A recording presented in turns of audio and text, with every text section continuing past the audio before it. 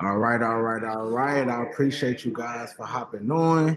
Um, Happy Wednesday, first of all, to everybody. Every Wednesday we locked in for our brainstorming sessions. And it's all about economic growth, building generational wealth, and just making sure that we make those right connections and connecting the dots. So I appreciate you guys tapping in every single Wednesday. You guys have been immaculate. I'm gonna actually get right into it. Um, are you unmuted, Doctor? Our beautiful, beautiful hostess. I am now. So, Hello, everyone. real quick, can I get you to introduce yourself to everybody, and talk about some of your accolades and some of the wonderful things that you've been doing in the community? Meanwhile, everyone else, if you're on, if you can hear my voice, make sure you blow up the chat. Matter of fact, post pound win day and introduce yourself if you haven't already. Post your websites, your social media, so we can connect with you. But yeah, go ahead and introduce yourself, Queen. Well, first of all, I'd like to know if everyone can hear me. If you Listen. can hear in the chat, just give us a thumbs up. All right. I'm still looking for those thumbs up. You know, participation is the key on this Zoom. Thank you, Adam. Dr. Adam. Thank you, Miguel. Can everyone else hear us? This is an interactive platform, so all right, all right, all right, all right. Well, my name is Dr. Asir. I am also known in the entertainment community as the real Asir. If you say you've met another Asir, then that's not the right one. There's only one, the real Asir. I am a life coach. I also hold a PhD in Christian education. I hold a doctorate's degree in Christian counseling communication. I am also known as the mobile care advocate. So my work in the community is to find those women that are in homeless shelters on the street and advocate for them and their families to actually get back on their feet. And that's through our community partnerships.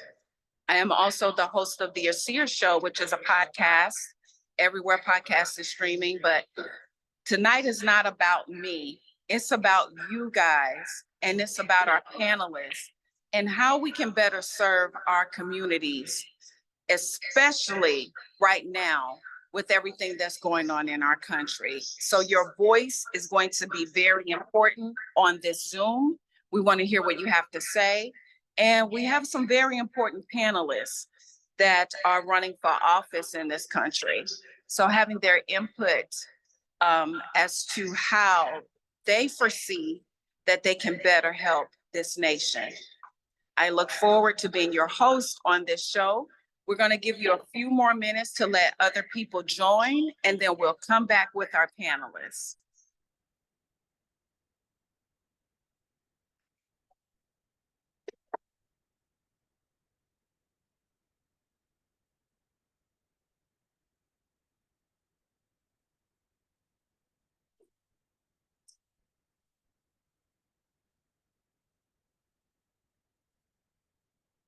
Just a few more minutes, you guys.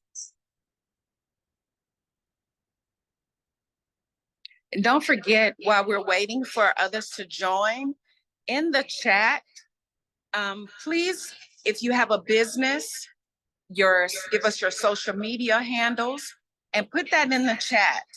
This is a networking event.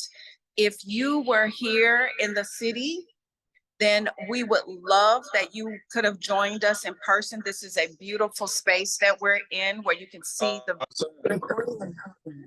And we also like to ask you mute.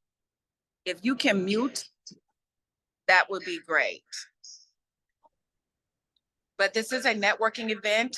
We're looking to do this at least twice a month and have individuals come out and join us from 5 to 9 to enjoy the music, network, and talk about your business.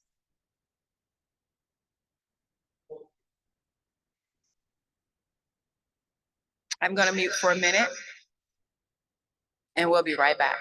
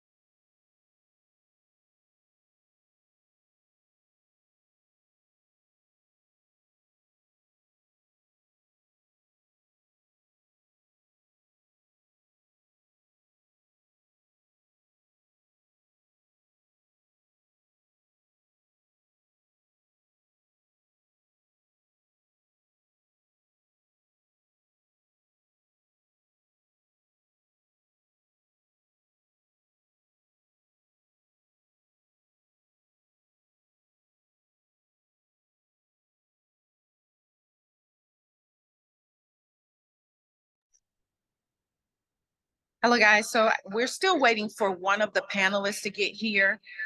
If you live in Atlanta, you know how the traffic can be. So he's probably stuck in traffic, but the show must go on, right? So let me just tell you guys a little bit about our panelists that we have here today with us. And then we'll go into some rules for our panelists. We have, and she is here with us, Miss Angeline Payne. Angeline Payne is the founder of the NAIP, the National American Independence Party. Woohoo! It's good to see our independent parties out here. She is also a presidential nominee, known for her forward-thinking policies and visionary approach to governance. Our next panelist will be Derrick Gibson.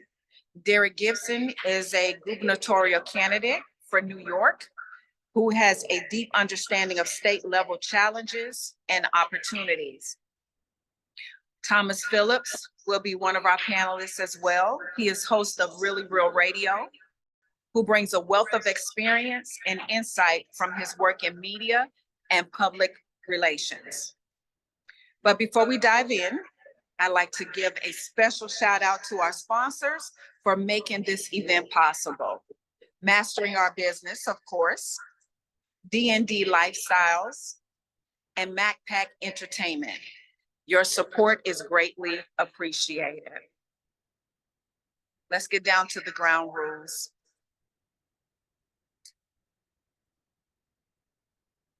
Each panelist will have a chance to respond to questions and comments. We encourage open dialogue, but request that all interactions remain respectful.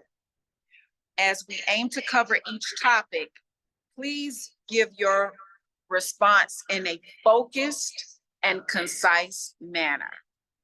And once again, respect, respect, respect. So let's get into our first topic. Our first topic will be crime. And we're going to start with Ms. Angeline Payne. Can you share your views on the current state of crime in our country and how it affects our communities? Also, what policies and strategies would you implement as president to address these issues? Ms. Payne.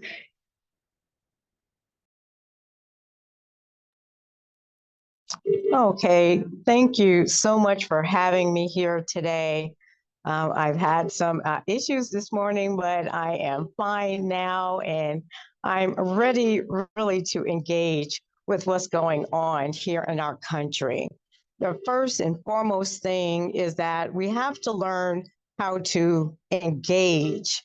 So we're really looking at engagement crime reduction as a policy for us as citizens, and it's to reduce crime in communities by fostering active citizen engagement with our businesses, services, legislative bodies, our bureaucracies, and law enforcement. My administration will create a policy that will ensure businesses contribute to community development, provide opportunities for displaced workers, and create safe environments for our youth. Because the main thing is that we have to realize that citizens have to be engaged and empowered when we're talking about working with reducing crime. We need to have community education programs, community watch initiatives.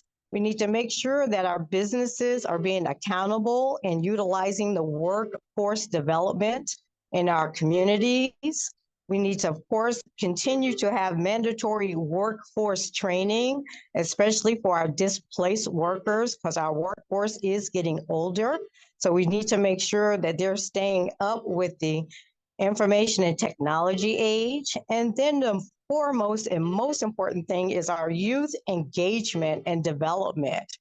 Our youth really need to have some activities that's going to center around them being able to participate in the dynamics of our community, that they're engaged into the businesses in our community and the services in our communities, and that they're learning and developing. And our mentorship programs, we need to have more mentorship programs, making sure that they're connecting with the local professionals, businesses, and law enforcement in our communities, and that we're creating community service projects to help keep our children's minds busy while they're in our communities, that they're not just hanging around at the stores and not having anything to do. We can get them involved in our different cleanup drives and our urban gardens and beautification of our communities so that they feel pride within their community. So that is what my administration would do, make sure that our citizens are engaged in their community and their environment. Thank you, Ms. Payne. Okay, so we're gonna go to Derrick Gibson.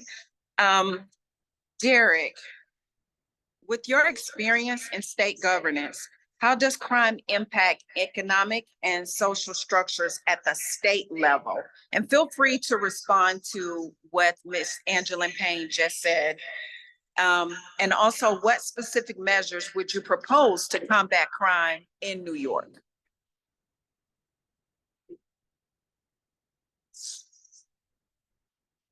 Mr. Gibson?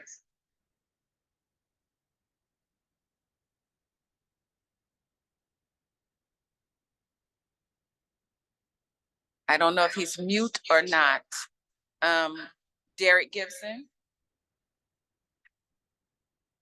Is he still on?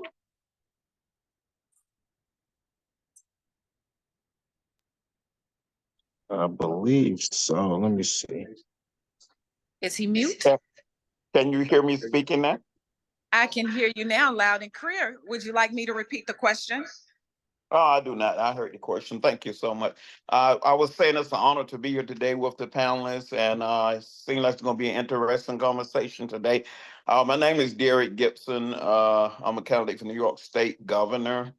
On crime, our basic issue on crime comes from the root cause of it is coming from the family itself. We are not teaching our children to respect law. We're not teaching our children with godly principles. From what I see as a former law enforcement guy myself, it's the root problem has to be, you can open up community centers, you can do whatever you want to do, but without the proper training of a child, raising them up right in godly ways to respect themselves, to respect the sanity of life and other things, we're going to continue to have crime that's going to spiral out of place. Now, crime in the Black community is largely due to an idle mind. Maybe our kids don't have anything actually they could do, especially when they're housed up in the cities, unlike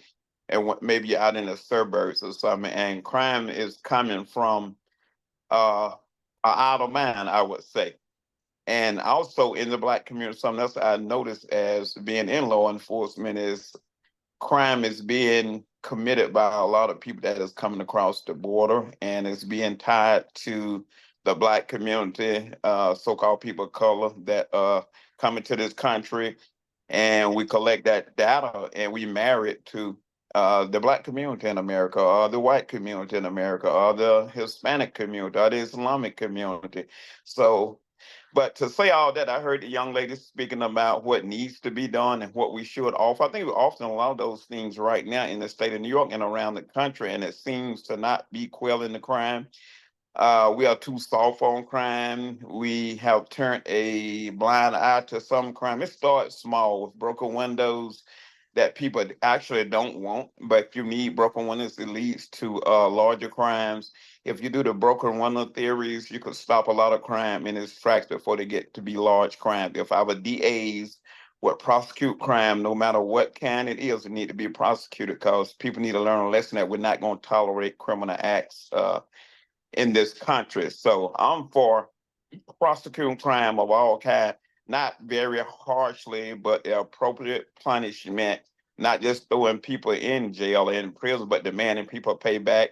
Say, for instance, if you steal something out of a store, you should pay back 2 or 3 times what you stole or whatever, put them on probation, give them community service. There's a lot of things out there that we can do to quell crime. But once again, it goes back to the home, to the foundation. The foundation has failed our children. Therefore, we seeing the results of that now because we turn our kids loose to the school system, to the community, and they just don't have any accountability.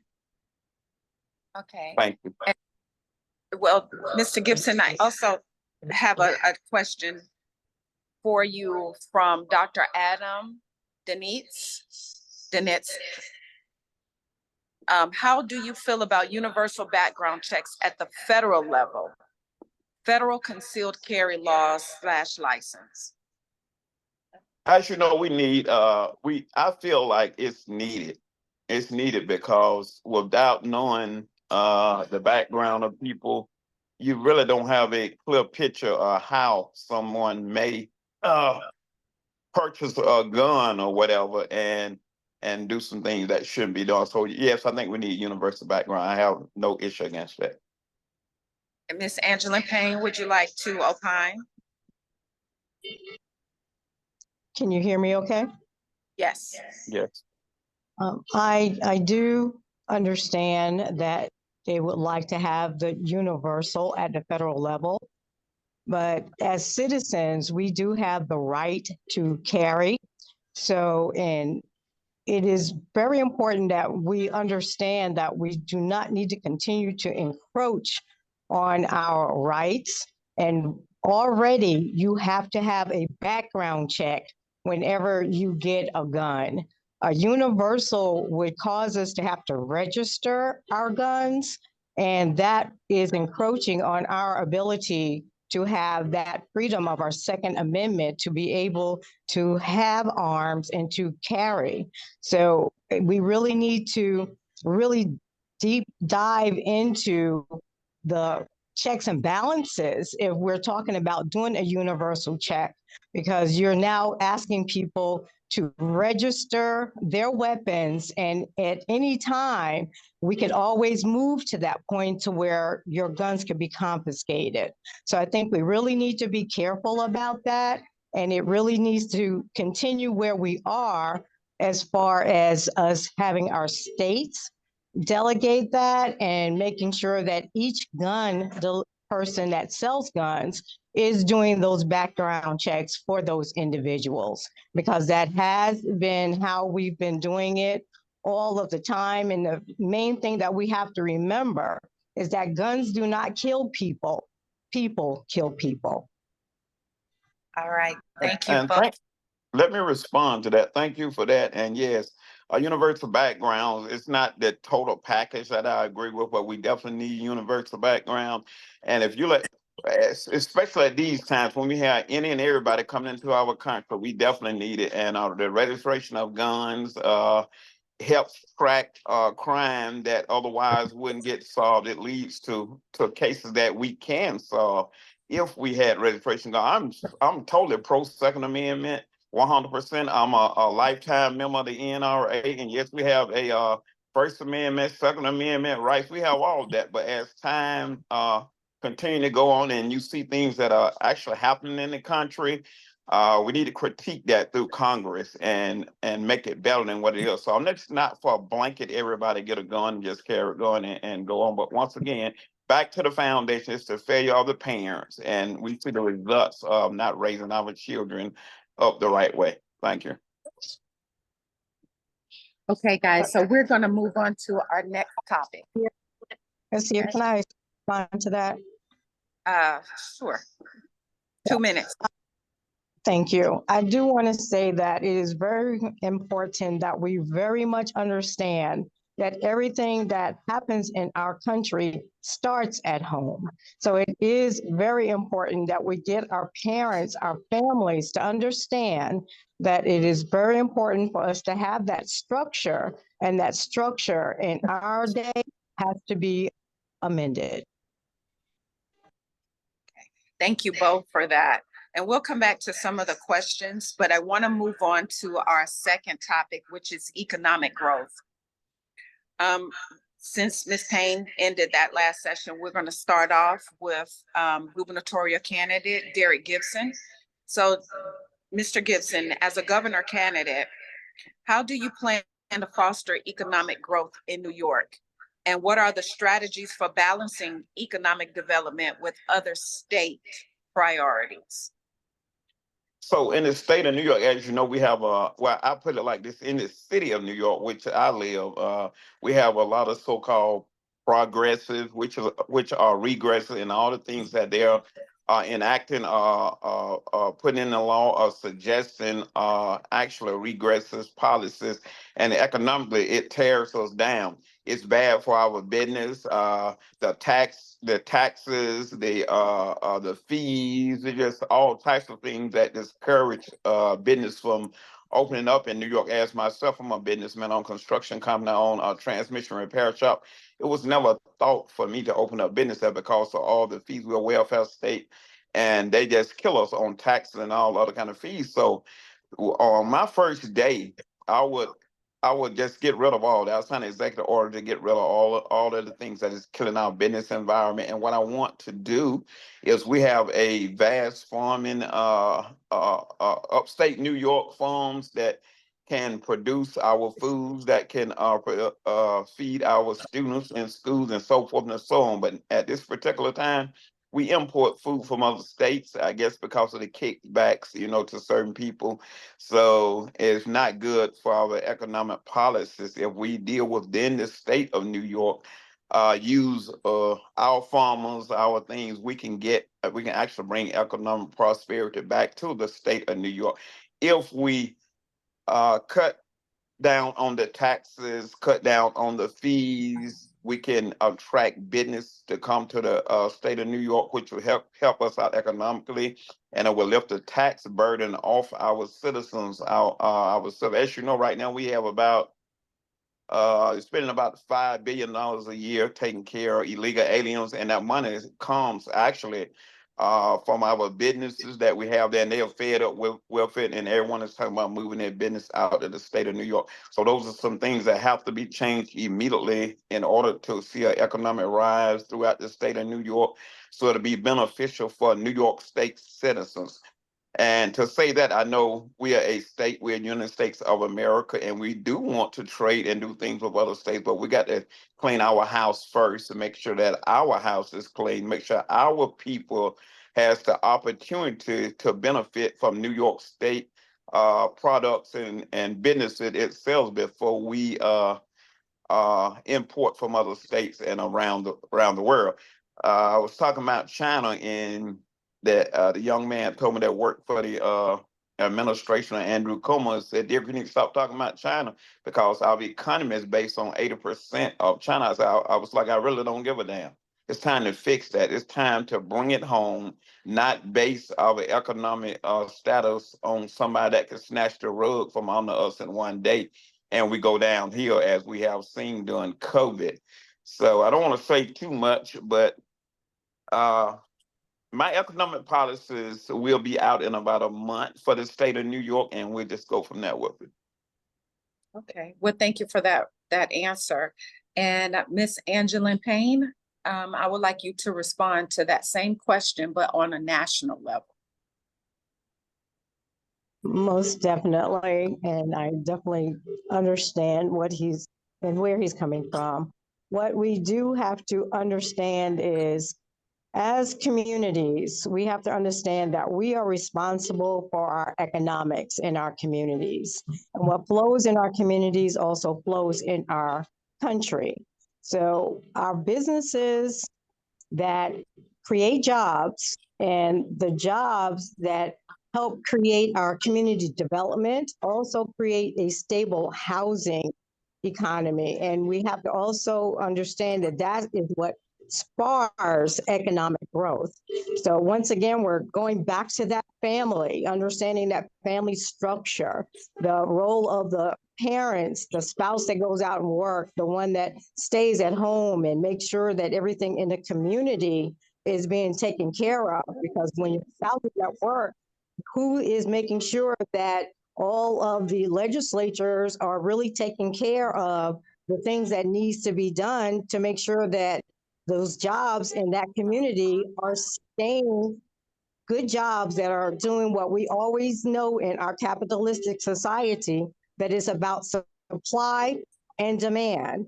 And that's what the gubernatorial candidate was talking about, supply and demand. If you got so many people just taking, and then your demand is diminished, then there is no way that you can have a stable economy. But that is per your communities. If your community is not stable, the nation is not going to be stable. So we have to know what the formula is to make sure that our communities are stable. And with my administration, we'll make sure that each community understands the stability of communities, and that we work with them on the local, the state, and the federal level to make sure that their needs, wants, and desires are being taken care of by making sure that we're administering the things that they need, want, and have in their community, and that the resources are there and available for them to work with. And once again, just a little housekeeping for everyone that's on the chat. Please mute your background when you're not speaking. Please, because it can be a distraction to our panelists and to everyone else that's trying to hear. We're going to move forward with inflation. We're going to start with you, Ms. Angeline Payne. How do you view the current inflation trends, and what steps would you take as president to mitigate their impact on everyday Americans? Well, with today's inflation, you know that at this point, everyone's wallets are empty.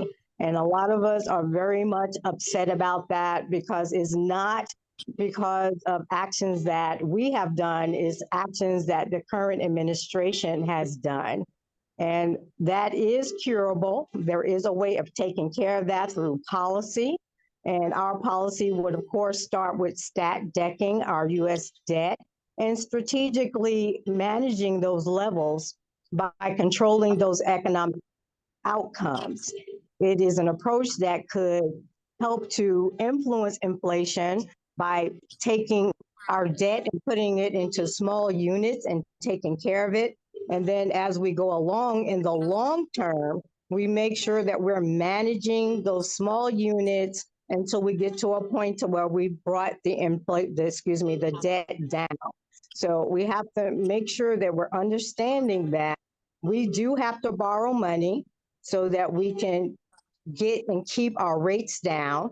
But over the long term, we will make sure that we're keeping an eye on that so that the impact on inflation will not just go down for just a moment and then rise later. We'll be able to manage that in small units. So we utilize our fiscal policies to help manage that debt, and also market perceptions. We will keep up with that as well. So those are the things that we would do. We know that there are some risks with that, but as we're going through our administration, we'll make sure that we're taking care of those things.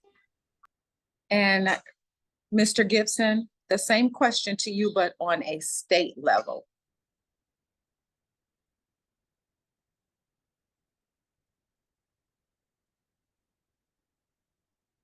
Mr. Gibson? We can't hear you.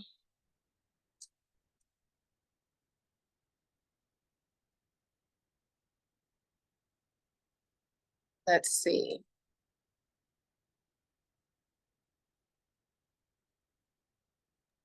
For some reason, I keep getting a double mute. I don't know why, but I keep getting that double mute popping up. No worries. It's technology. It happens. The Yeah, same but question. On the state level, as you know, where on the national level, inflation is out of control, and on the state levels, that has a lot to do with coming out the COVID period that we went through, and the policies that Joe Biden actually did enact or enacted during his this tenure of the 3.5 years that he has done has caused high inflation. I know today supposedly inflation dropped way a lot today, so they'll be able to drop interest rates and so forth and whatever. But I agree with what Ms. Payne was saying on the about the policies and what we have to do in order to bring inflation under control, because we do have to borrow money, we do have to do these particular things in order to have a world economic policy going. But if we are good stewards with our taxpayers' money, inflation wouldn't be as bad. The United States, New York State, we are overburdened with money that we have borrowed, wasting the taxpayers' money that we haven't spent. Well, for instance, like I said about the $5 billion we spend on illegal aliens, and that's not all. We spend on other things also. But in order to get inflation under control, we got to be very responsible with the taxpayers' money. We need not to bring in certain types oh Lord, slip my tongue. But at this time, we got to bring stuff back around to common sense policies, and that way help us with our inflation. If we stop being greedy, our budget in New York State right now is about 200, I think about 200 million or whatever the hell it is right now. It's ridiculous. So we just got to deal with that, bring those policies in, and try to get inflation under control and keep it there. And the first thing we got to do is our government, state governments, and our federal government is too huge. We have got to cut that in order to get inflation under control. Ms. Payne, I give you a couple of minutes to respond to that. I definitely agree with that. We have to understand that the money that the citizens put into our federal government is our money. That money is for the United States citizens, for their infrastructure, and to make sure that we have the resources for services for Americans. When we allow our federal government to just go and decide what they're going to spend our money on when they already have an outline of different services that they can spend our money on, and then for them to go outside of that is unconstitutional. And we really need to reprimand them about that, because that is the money for our country, for our states, and for the citizens of the United States. And that is what our money should always only be spent on: Americans, people who want to be loyal to this country. And it's not necessary for us to placate to the whims of those who are subjugating our country. That is, I hate to butt in, but that is so true. I've seen a question about why don't we tax the ultra rich? Why should we tax the ultra rich? The ultra rich pay. As a businessman, I myself, if you tax the hell out of me, I cannot employ other people. I cannot grow my business. I mean, I pay taxes. My people pay taxes because I hire more people, and therefore the state get more money. So we shouldn't be saying tax the ultra rich. They do pay their taxes. If you look in detail, you'll see they pay a huge amount of taxes. So I don't want to tax my business people out of existence, make them leave my state, the state of New York. There's no such thing as the ultra rich. If you are blessed enough to start a business and get rich, well, good for you. I don't think we need to change the tax law just because you were successful enough to start a good business and get rich. As long as you are paying your employees for their labor, what needs to be paid, I'm fine with that. I'm not with tax the rich, because the rich actually create the jobs. And that is so very true in our country, with us living in a classist country. A lot of us don't understand how that works, but we do assist each other in living.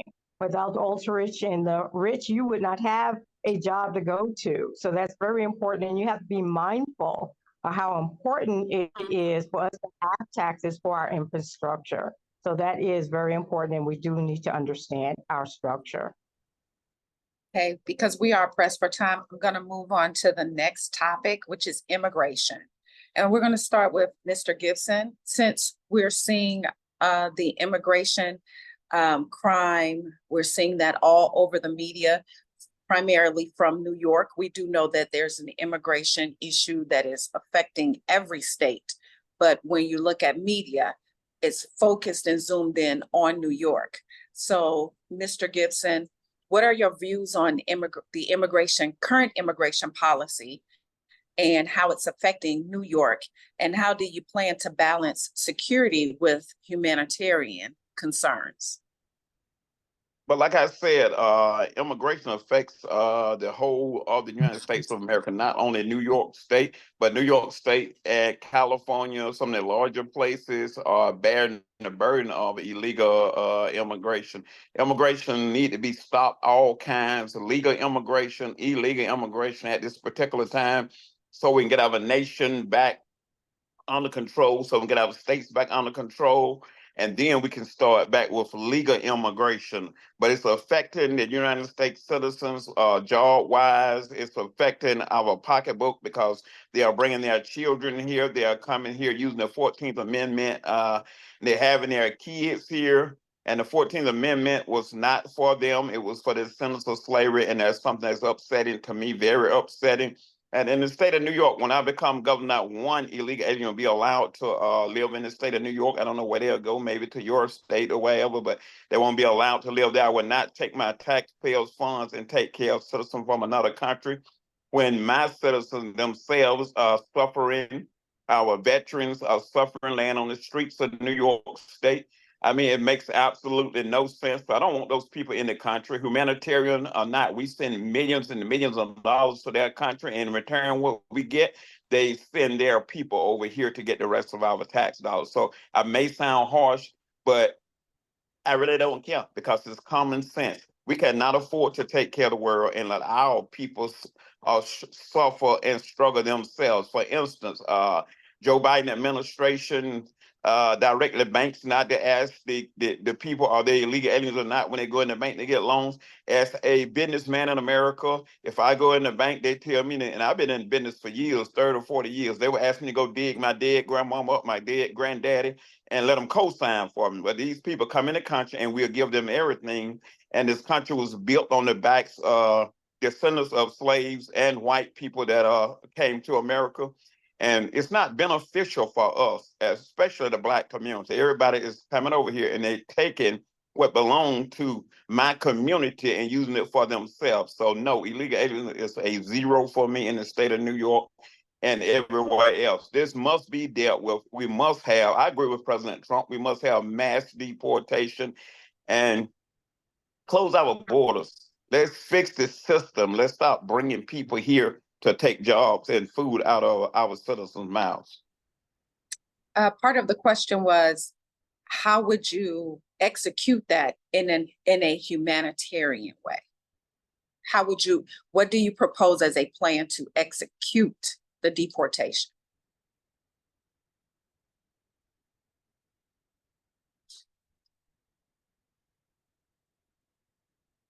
Mr. Gibson?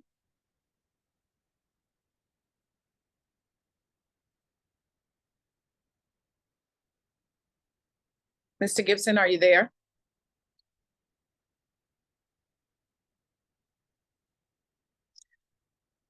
I don't know what happened to Mr. Gibson, but we're going to go on and I'll let Ms. Angeline Payne answer that same question, but answer that question more on a national level.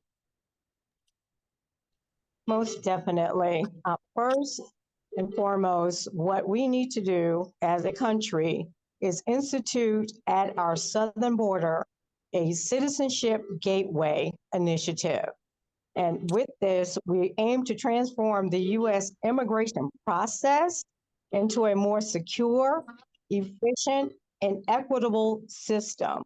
What we're looking to do is by centralizing the process at the border, making sure that all the services that are available to making someone a citizen in this country are ordered right, or excuse me, are processed right there, and ensuring that all entrants, everyone that wants to come to this country, are full citizens upon entry into the United States.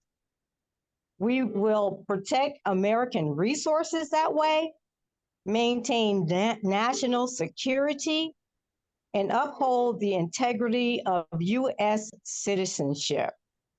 This policy will reflect a commitment to welcoming new citizens in a way that is orderly, fair, and it'll be beneficial for the country as a whole. We will erect a building along different points along the border, and this will serve as the central hub for all immigration processes. This facility will be the only legal entry point for aspiring American citizens. The function of this building will house all necessary immigration services, including legal, medical, educational, and housing facilities. It will operate as a self-contained ecosystem where individuals undergo the entire citizenship process from application to approval. So when they come into this country, they are a full-fledged American, speaking the American language and having all of their IDs available to them. This facility will have also security.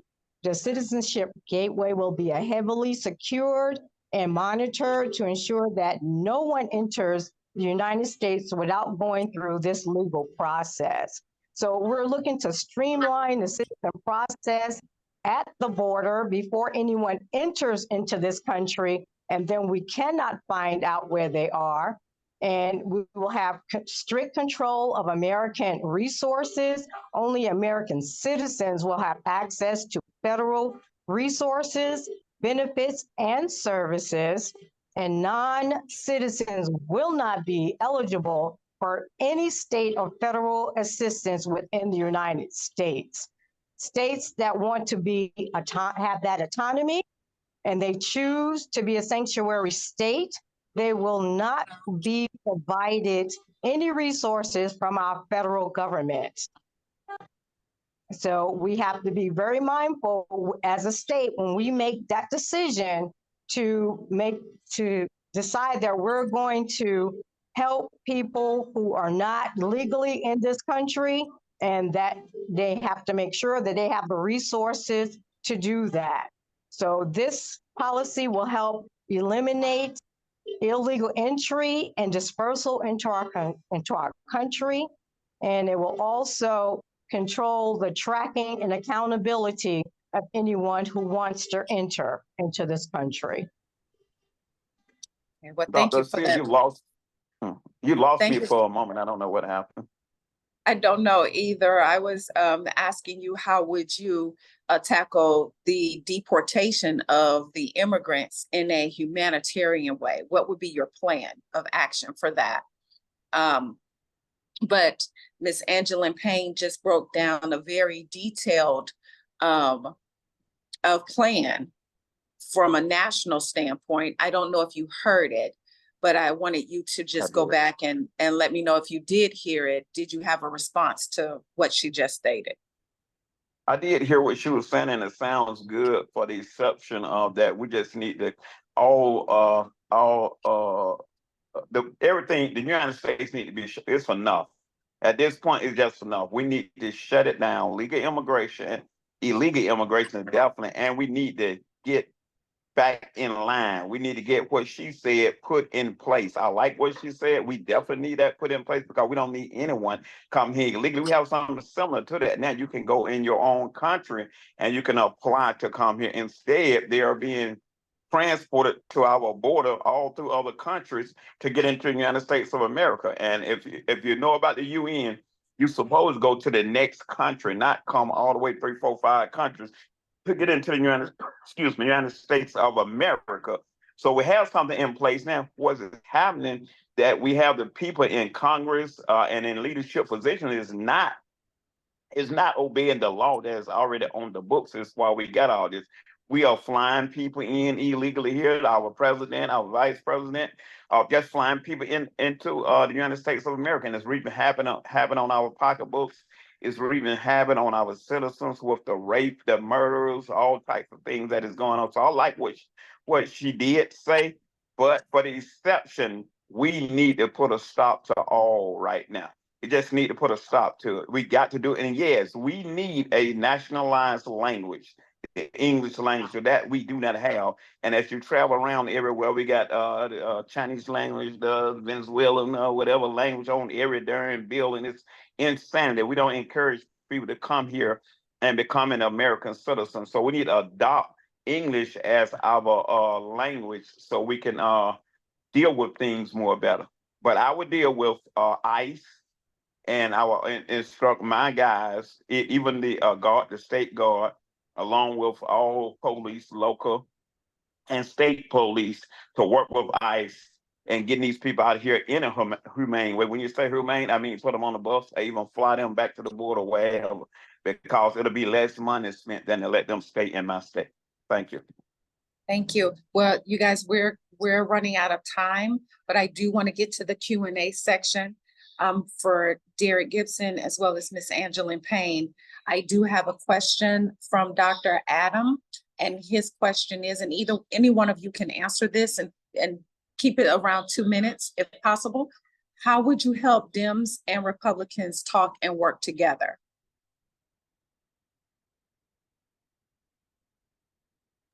I would like to start with that answer. We have to understand that we do not live by a two-party system. And right now, through our mainstream media, that's what it seems to every American, that we have only a Democratic and Republican system. But in reality, and I tell this to all candidates that I work with, that when you're voted in by our citizenry, you no longer represent your party, you represent people. And until we get our candidates to understand that and our legislature to make sure that is what's being done, we're always going to have these issues with it seeming like the Republican Party and the Democratic Party are fighting with each other.